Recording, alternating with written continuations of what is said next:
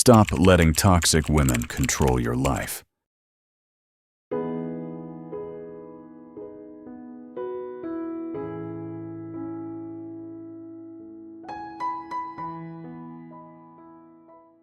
She didn't slip quietly into your life. She stormed in sunlight on the surface, chaos underneath. At first, it felt electric, like you'd finally found the woman who made you feel alive again. The spark was real, but so was the trap. Now, you're drained. Your stomach knots every time her name lights up your phone. You second-guess even the simplest text. You walk on eggshells in your own home, and you can't remember the last time you felt at peace. Here's the truth. You're not broken. You're not weak. You're not crazy. You're being drained on purpose. Some women survive by feeding on your energy. They don't wave red flags. They walk in with sob stories that flip your protector instinct. They show up with magnetic charm that clouds your judgment. They drip feed just enough sweetness to keep you hooked, while they dismantle your confidence piece by piece. She's not giving love. She's taking control. And the scariest part, they're so good at the game that you thank them while they destroy you. That's why men stay stuck for months, even years, in relationships that feel less like love and more like prison. You excuse the yelling, you justify the silence, you swallow the blame until exhaustion becomes your new normal.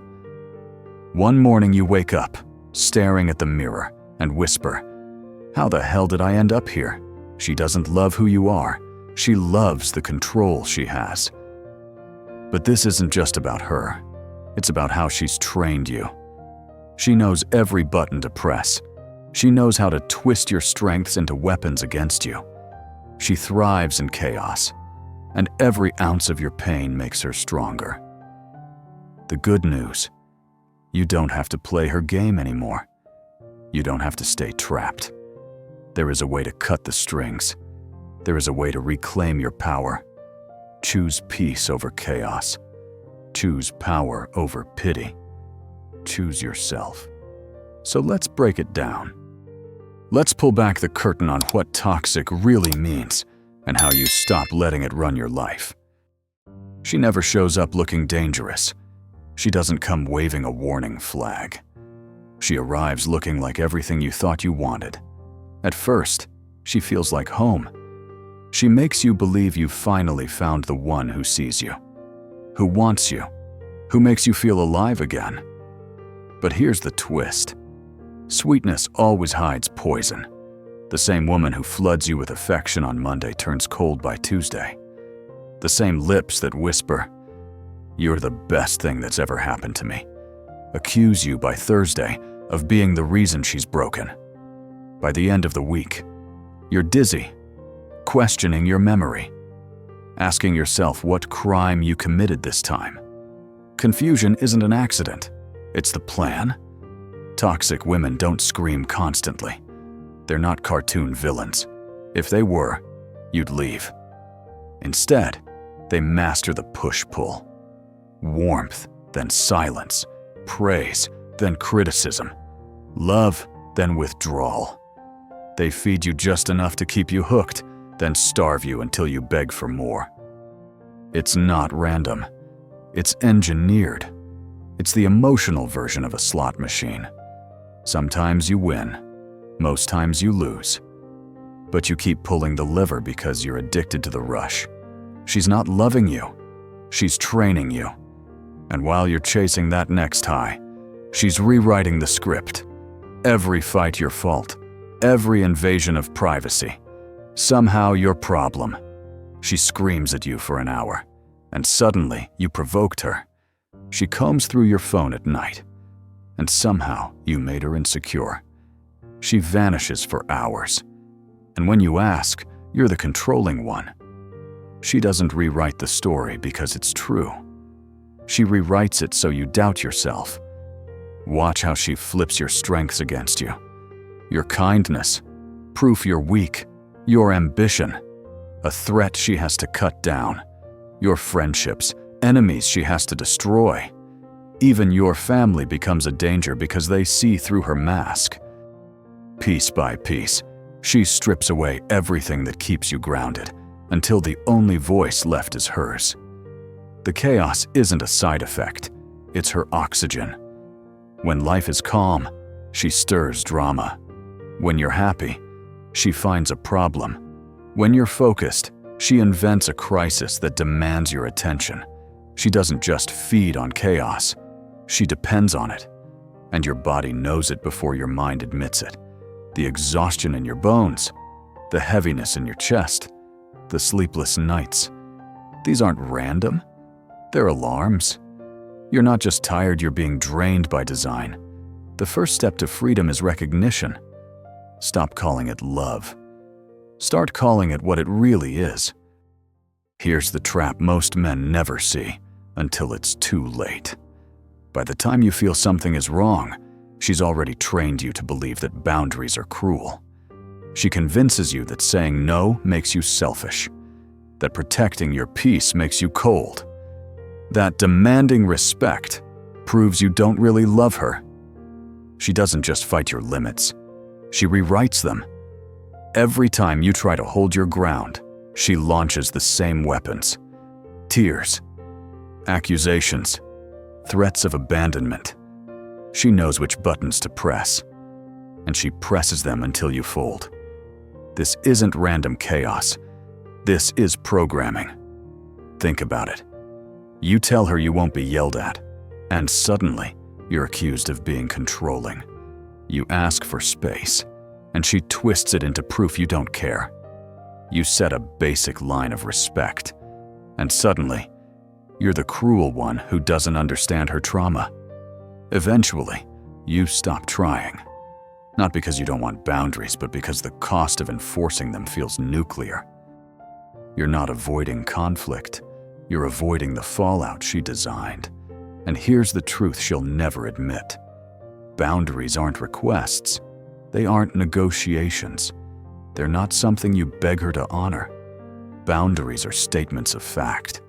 They're the line between being her partner and being her prisoner. They're not walls to shut love out.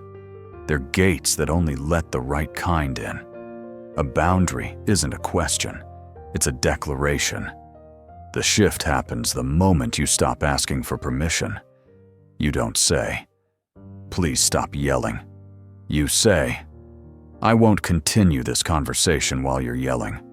No debate, no justification, no explanation, just clarity and action. Boundaries don't need her agreement. They need your enforcement. And make no mistake, she will test you. That's not a possibility. That's guaranteed. You say disrespect won't be tolerated. She doubles down on disrespect. You say you need space. She invades it harder. You say a behavior is unacceptable. She repeats it to see if you'll fold. She will cry. She will rage. She will walk out, then return like nothing happened. She may even recruit others to pressure you. Why? Because boundaries aren't just resistance. They're a direct threat to her control.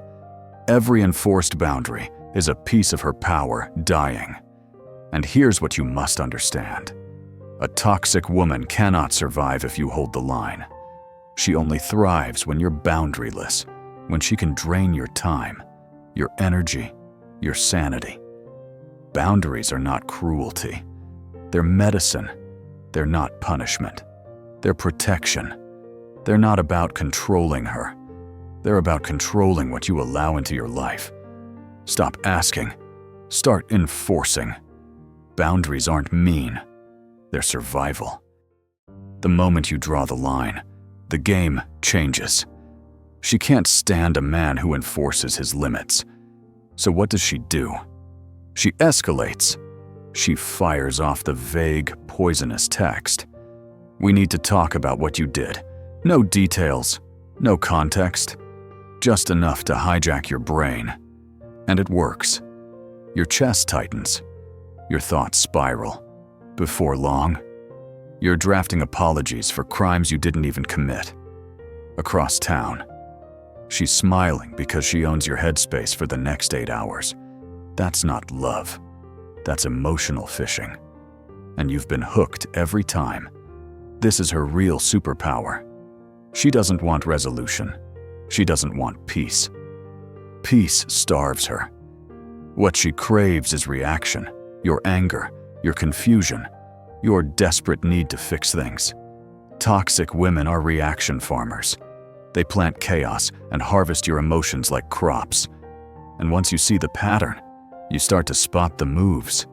The guilt grenade, I guess I'm just not important enough for you to remember.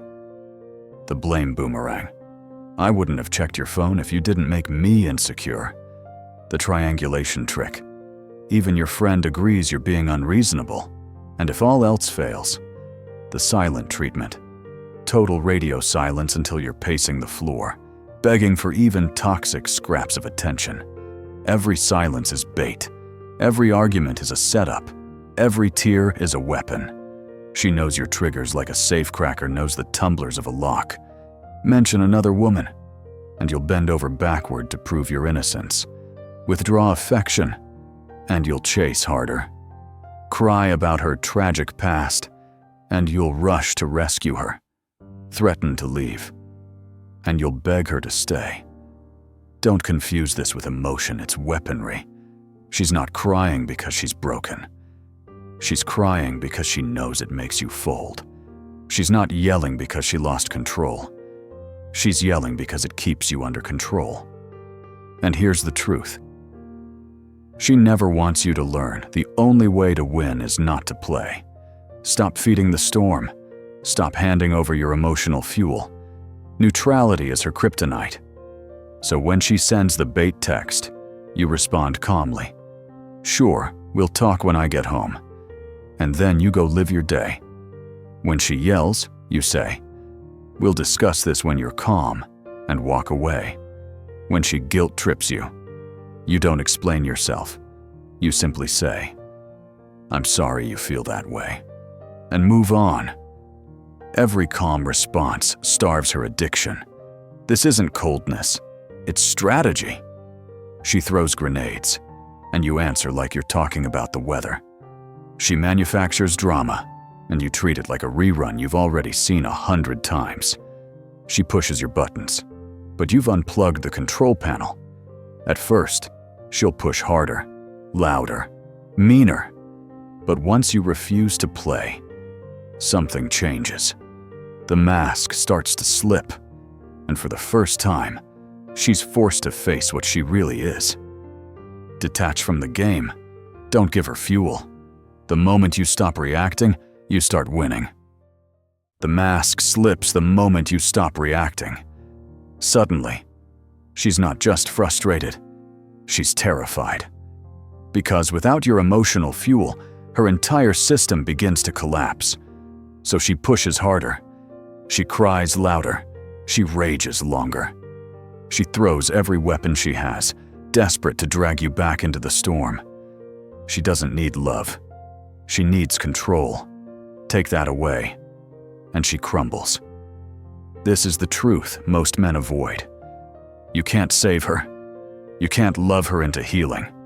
You can't fix wounds she doesn't even want to admit exist. You've been trying to play therapist, caretaker, and punching bag all at once while slowly destroying yourself. But she doesn't want healing, because healing means losing control. And control is the only thing she truly values. That's why emotional detachment isn't cold. It's survival. Hate feeds her. Rage excites her. Even anger still ties you to her orbit. But indifference, that's the one thing she cannot use. Real detachment means seeing her tantrum the way you'd see a stranger screaming in a grocery store with mild concern. But zero investment. She can cry. She can scream. She can accuse. But you no longer carry her chaos like it's your responsibility. Her emotions are not your job. Her trauma is not your project. Her happiness is not your responsibility. Think about it. How many nights have you lost cleaning up her emotional messes? She's sad, you scramble to fix it. She's angry, you absorb it. She's anxious, you drop everything to calm her. You've been her emotional janitor, mopping up every disaster while she keeps creating more. But here's the truth. Her chaos isn't yours to manage. Detachment looks like this. She calls at midnight, sobbing over drama she created. Instead of rushing over, you say, "That sounds tough. I hope you figure it out," and go back to sleep. She drags up an old argument from months ago. You answer, "I'm not discussing this," and continue your evening. She threatens suicide for the 5th time this month. Instead of playing savior, you call 911 and let professionals handle it. Detachment isn't cruelty, it's clarity. Yes, the guilt will come. Your mind will scream that you're abandoning her, that you're cruel, that a real man would try harder. But that guilt isn't truth. It's programming. It's the script she installed in your head to keep you chained. And it's time to uninstall it. Protecting your peace isn't selfish. Choosing sanity isn't weakness. Refusing to drown with someone who's pulling you under doesn't make you a bad man. It makes you free. Guilt is the chain. Detachment is the key. Because the moment you stop engaging, the fog begins to lift. You start to feel your energy return. You recognize your own reflection again. You remember what peace feels like. And you realize you were never powerless. You just needed to disconnect the fuel line, detach, disengage, delete the script. The moment you stop feeding her chaos, you start feeding your own freedom. When you finally step out of the storm, something shifts inside you. The heaviness begins to lift. The noise in your head goes quiet. For the first time in months, maybe years, you feel stillness. No panic. No walking on eggshells. Just peace. Peace isn't boring.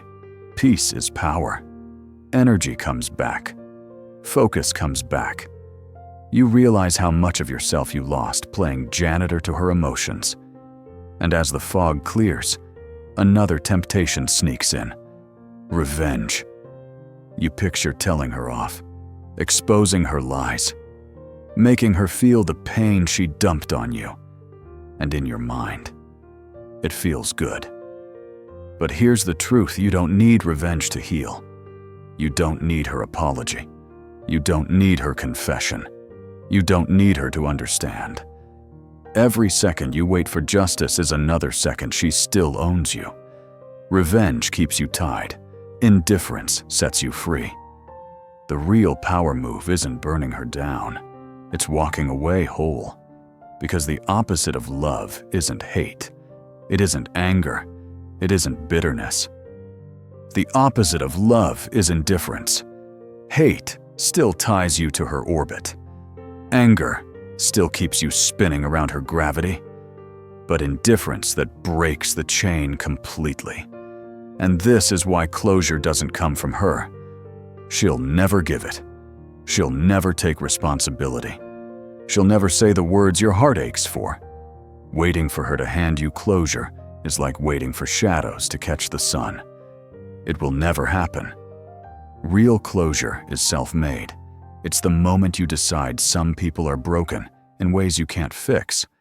Some relationships are lessons, not destinations. Some stories don't end with an apology. They end with silence. And you walking away. Closure isn't given. Closure is chosen. Letting her go doesn't mean pretending the damage never happened. It doesn't mean saying what she did was okay. It means refusing to let her live rent-free in your head. That anger you're holding, it's poison you keep drinking, hoping she gets sick.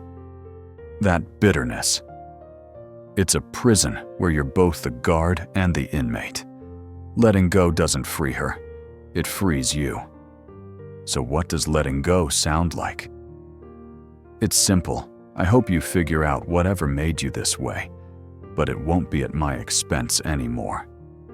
That's not weakness. That's strength. That's you recognizing her demons are hers to fight. not yours to carry.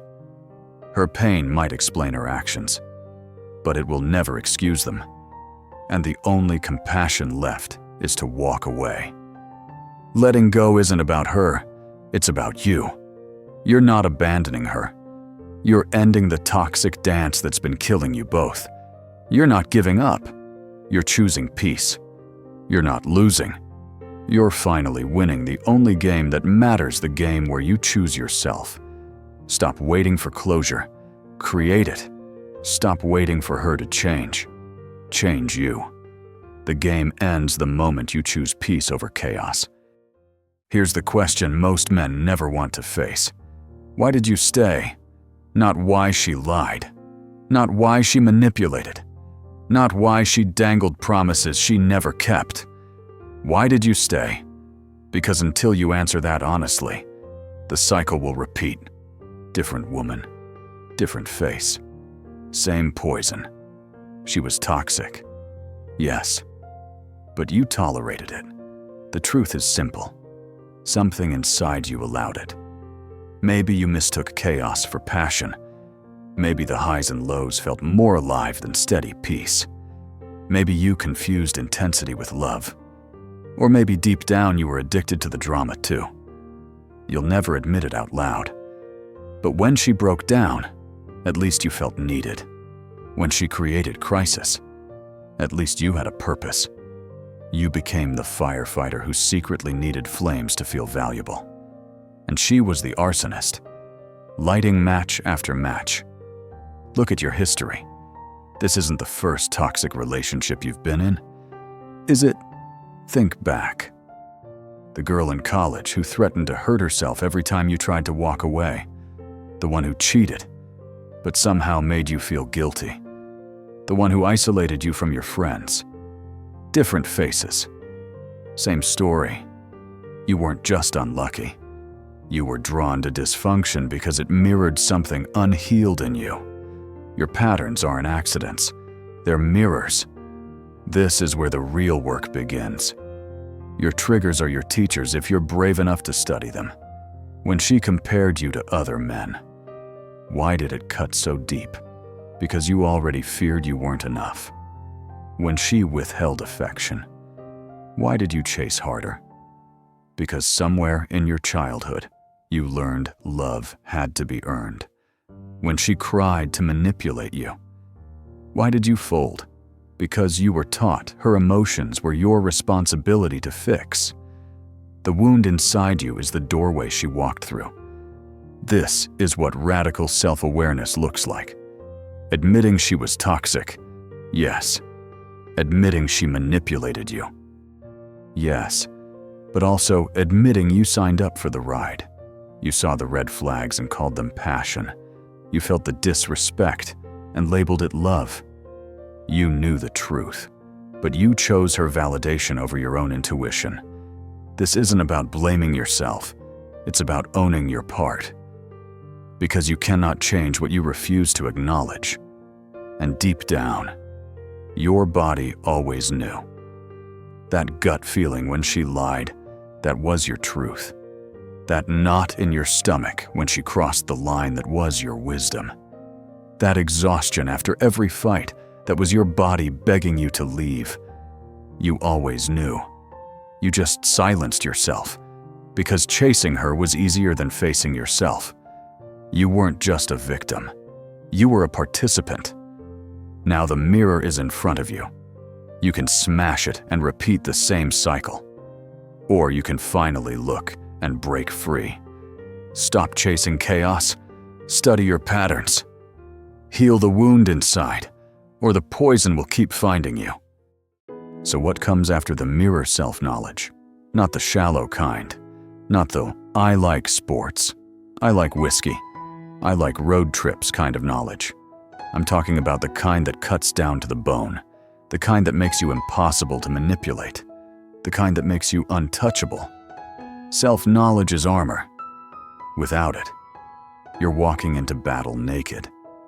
Most men go through life blind to their own triggers. They don't know why silence makes them panic. They don't know why guilt crushes them. They don't know why anger feels like failure. That ignorance makes them prey. A toxic woman with her PhD in manipulation will always read you better than you read yourself. She'll find the cracks. She'll press them. And you'll fold just to make the pressure stop. But when you build real self-awareness, the game flips. You recognize the guilt trip as soon as it starts because you already mapped your relationship with guilt. You see the gaslighting instantly because you trust your perception over her distortion. You feel rage rising and realize it's bait, not truth. You feel the urge to fix her mood and recognize it as your caretaker instinct being weaponized. Awareness turns manipulation into comedy. At this level, her drama becomes predictable. Crying, yelling, threatening to leave. Love bombing after. You've seen it 100 times. Now it feels boring. You're no longer stuck in the storm. You're watching a rerun, knowing exactly how it ends. And that's when the power dynamic flips forever. This is how you become untouchable. Toxic people scan rooms like predators. They look for signals. The people pleaser who can't say no. The fixer who needs broken people to feel valuable. The codependent who doesn't know where he ends and others begin. But when you know yourself, you stop broadcasting those signals to predators. You disappear. You're no longer food. When you stop signaling weakness, predators can't see you.